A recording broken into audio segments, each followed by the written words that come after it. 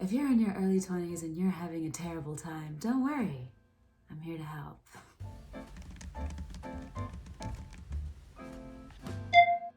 Now, technically, you don't need to have anything figured out in your early 20s. People literally expect nothing from you from the ages of 20 to 23, 99% of the time. But we're trying to be smart over here. So here are some lessons, some things that I think would be crucial to understand if you are a young woman or if you are a young anyone between the ages of 20 and 23, especially if you want to be better than average. I think one of the most important things that you can do when you're in your early 20s is figure out what you like and what you don't. And I mean this in every sense of every aspect of your life.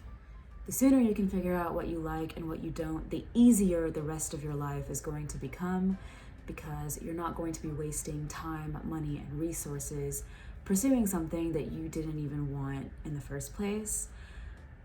This is harder than it seems, because sometimes you think you want something and then you get it and then you find out it wasn't really what you thought it was, and then you have to kind of change course. So keep that in mind, but definitely spend a lot of time and energy in your early 20s trying to hash that out. And this goes for career, this goes for relationships, this goes for hobbies. Figure out what you like, figure out what really resonates with you. And if you're not sure what that is, follow your curiosity, and you'll know that you found it when you are doing something or with someone that makes the hours feel like minutes. And it will be something deep inside you that just is a resounding certainty.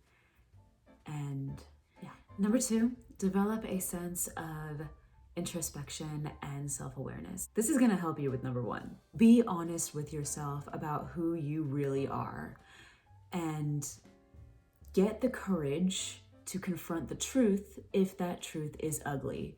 And I will tell you that every single person on the face of this earth has some ugly truth about them that they have to overcome. It's just part of life. So the sooner you can confront that and come to terms with the fact that maybe you are not as good of a person as you thought you were, maybe you are not as whatever it may be, but the sooner that you can confront that, the sooner you can take the steps towards changing that into becoming the person that you've always wanted to be and living a life that is objectively much better overall. And this brings me to number 3, which is be intentional about who you are becoming in this world. So once you know what you want and you understand who you are right now you can kind of bridge the gap towards that higher version of yourself. So now you can start thinking about what you're doing and why you're doing it, and you should routinely ask yourself, why am I here? Why am I in college? Why am I at this job? Why am I with these friends? Is this really helping me? Is this really doing me any favors? Everyone is going to have a different answer to these questions, and that is really the hardest part about being in your early 20s, is having to make your own decisions and standing by them. And that kind of brings me to number 4, which is taking responsibility for your actions and managing your calculated risk. Being able to do whatever you want for the first time in your entire life with no other adult supervision is simultaneously the most terrifying and the greatest thing ever about being in your early 20s. The cost of being able to do whatever you want is having to take responsibility for your actions. And this is something that teenagers are not old enough or mature enough to understand, which is why they have to be under adult supervision.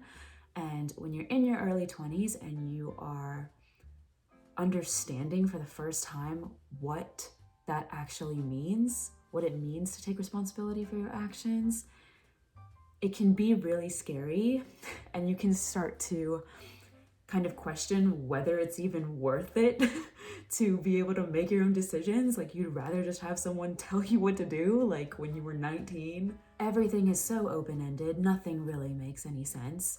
And if you try to ask anyone else for advice, the only thing that they can tell you is you have to do what works best for you, but you don't really know what that means because you are just you. And like, what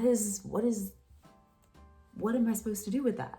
So this is where the calculated risk kind of comes in. When you're trying to make big decisions that have really high stakes, like what to do with your entire life, or like whether or not to marry someone and start a family with them, you have to think about the calculated risk. I'll use myself as an example for this one. So when I was in my early 20s, I had to decide whether or not I would turn pro and play tennis professionally, or I could go to medical school, which is a much more stable option, a much less risky option in terms of money and just general stability. But the cost of me going to medical school would be never knowing if I could have had this amazing life that I've always wanted since I was little. And I decided it was riskier to go my entire life not knowing whether or not I would have made it than it was to take the risk and then fail. And I could always go to medical school later if I wanted to. And also there is the option of I could just become a superstar and have all my dreams come true.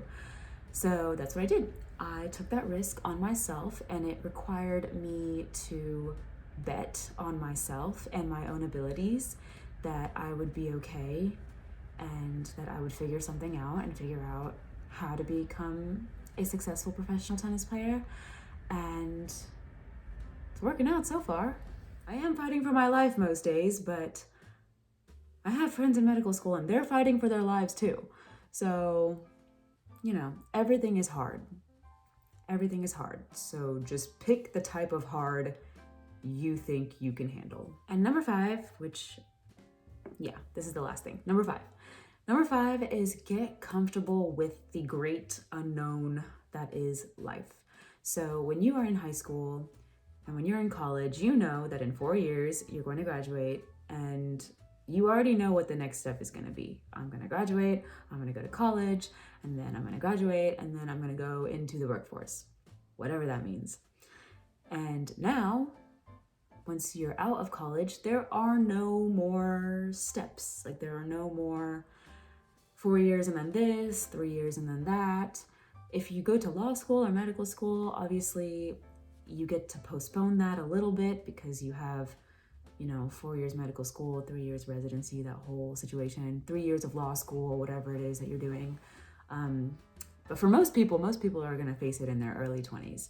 And when it comes to the unknown, it's really terrifying because basically nobody knows what happens in the future, your future particularly. And that's okay. That's okay. That's the biggest thing. That's the biggest mind switch you have to make. That it can either be scary to not know what's going to happen next, or it can be exciting to not know what happens next. And the good news is things that are outside of your control are things that you can't really do anything about. So let it go. Think about only what is in your control and your reactions to things that are outside of your control. And that will help you maintain your sanity as you grow into adulthood. So yeah, those are my tips, my 5 tips. And the bonus one that I would say is dream big. Dream big. Do not sit here and shortchange yourself on what you want because you think you're not going to be capable of getting it. If you want something and you have enough drive and determination to make it happen, if you are the type of person who says, I don't know how I'm going to get through this, but I will figure something out, I can almost give to you with certainty that you're going to make it. So don't refuse to attempt something because you are afraid that you're going to fail or that you're not good enough. If you have the drive and the determination, you will get what you want if you're willing to work for it. I would say in my experience, the only time I've seen people drop out is because they've decided that the sacrifices are not worth it anymore. Like they've decided that they don't want it anymore, so they leave. But if you want it and you know that this is what you want and there is no stopping you and any sacrifice is worth it, then please go for it. Please go for it, because you will get it. And in a way, this is such a great thing too, because the only way that you're not going to get it is if you decide you don't want it, because you would rather have something else, or because this isn't what you thought it was going to be. And in both cases, you are going to come out of it okay. So, those are my tips. I promise your 20s are not as scary as they seem. And don't be afraid of getting older, because, you know, people are going to peak in every area of life, right? There are people who say that high school is the best years of your life.